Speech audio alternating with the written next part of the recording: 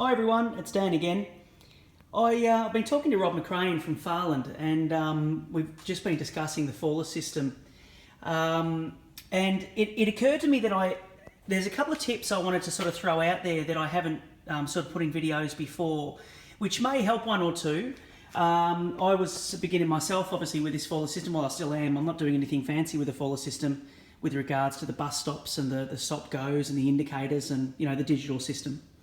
I'm just basically sort of setting it on the track and letting it run around.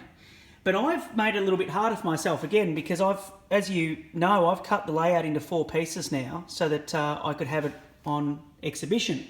And of course with that came cutting and I'm just going to move a little bit slower for you, came cutting the wires for the Faller system. Now I had to make sure that each table matched up pretty much perfectly well so that the Faller system continued, or the bus continued along the wires. Now, theoretically what happens, and this, touch wood, has been happening so far, is that, and this one you can see is a little bit out of kilter, and I'll explain that in a second. But generally what happens is that the bus will come along the cable using the magnet on the guide arm here. Sorry about the blurriness. The magnet attaches to the cable. The bus is battery operated and runs on its own steam, and we'll go around the cable. It'll briefly leave that cable and follow and click onto the next cable, and away she goes.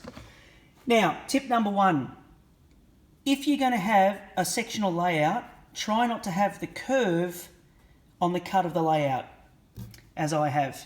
I sort of couldn't avoid it. I designed my layout without it being transportational, and then I made it transportational, so I couldn't really go back on that.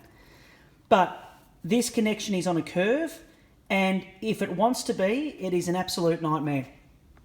And in particular, in an unclimate controlled, or unclimate controlled, if that's even a word, in a room that's not climate controlled, like this garage here, where let's say it's 35 degrees outside, it can be 55 plus degrees inside.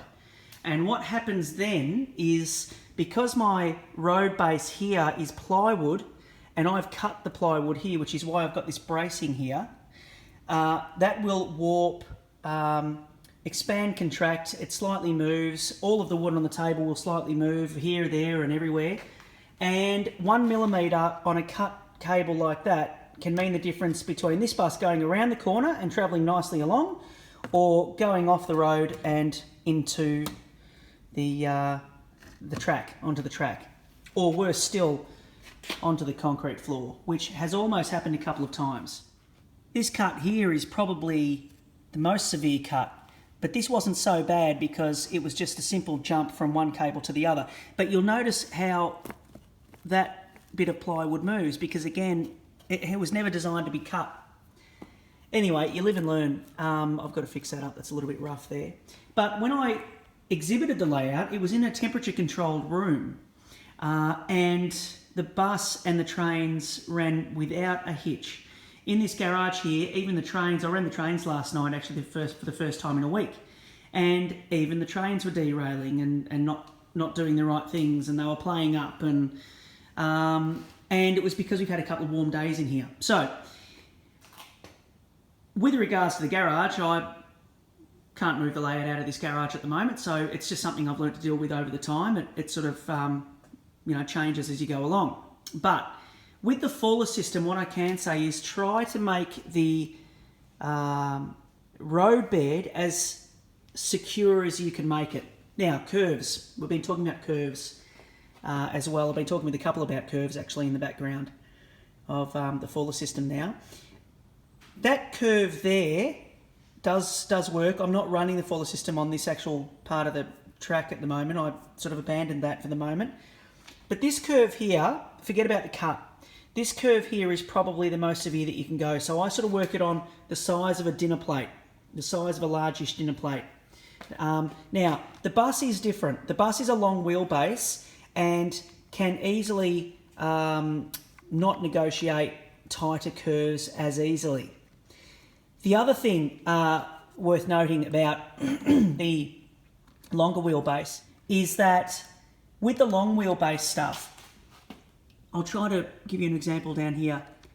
if you're coming along like this, and let's say that's the start of going down the hill like that, if any of the base comes off the track and the wheels leave, then obviously you're probably going to have problems where the magnet comes off the cable. So obviously you want that cable the magnet to be sticking all the time. For the third little tip, now this is something that I can't avoid as much as others can, because as I say, I'm in the garage and I'm dealing with differences in temperatures. But when I first built Delsbury Hill, I made the base out of a whole bunch of old base that I had that was basically scraped back and turned upside down. So not all of these large pieces of Delsbury Hill are the one baseboard. They're bits and pieces. Now, I thought that I'd screwed them down and did as much as I could to make them as stable as I can. Please remember this tip. If you are building a model railway layout, use the biggest single piece of baseboard that you can use for each section as best you can. Don't use bits and pieces, because if you do get temperature fluctuations, or if you have to move the layout, which I have, it's been on a trailer and it's been back here and everything like that, you will get bumps and this and that and whatever, and bits of wood will move no matter how good you've screwed them down and how well you've screwed them down. And that's what's happened here. I now have this section here which has raised a bit. Now, the problem with that is that the fuller wire is literally just under the surface of the plaster. You can see it, just under the plaster. You put the wire down, the plaster over, and you sand right back so that the magnet can easily catch that wire. When you paint over it, you can barely see it. It's just that I've run the Fuller system a number of times. With this section here is that when the wood warped, the wire split up through the plaster. Now what happens is I've got this fairly slack bit of wire here, which I can replaster over and I can repaint and everything like that. That's all fine. But what's going to happen is it's going to keep happening. This will keep happening over time. Now, there's every chance in the near future that this layout will actually be housed in a sealed garage with plaster walls, and it won't have so many temperature variations, which will be fine. But at the moment, it just means I have to do more patch-up jobs, let's say once every 6 to 8 months. So make sure that your baseboard is very, very secure, and make sure that if you're using materials to raise up the Fuller system, incidentally, this incline is a very, let's say, I think the incline, if I look at it, I'll get that tripod out of the way. I think it must be about a 2 foot, 1.5 feet actually, probably, to get up to, it would be around about 7 centimetres. And that's fine. The bus handles it beautifully. So make sure that if you are doing a platform where you're actually bringing the Fuller system up, that you are using pretty stable materials to do that with as a baseboard of that track before putting the cable on. But as I say, it all runs fine. The bus runs fine all along the track, all along the cable, no problems with that. Just I have to patch this up every now and then, which I'll be doing again shortly. This is probably the most severe cut for the cable that I had. You can see the gap there is a couple of mil, and that is the one gap actually where the bus just sails over beautifully. Again, it's a straight connection, so it sails over.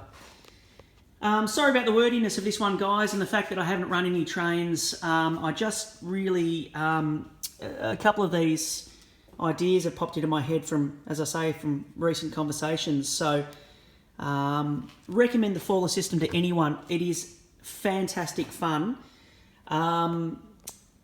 If you haven't checked out Rob McCrane's channel, check him out too. I'm sure you have, heaps of people have. But check out Farland. He's building a brilliant model railway, and g'day Rob if you're watching. The other thing as well to check out, MagnaRail. Check out MagnaRail.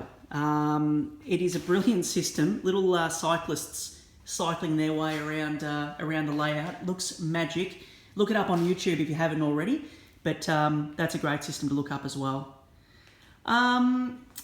So that's about it for this one. I'll have a couple of little updates and a couple of little shout outs. I want to do a couple of shout outs in the next video. But that will be the next video. So thank you guys. I hope some of those tips have helped a little bit. If you do have any questions regards the Fawless system, just let me know. And if there's anything that I've missed that I think about later on, I'll put it in the next vid. Thanks guys, and cheers.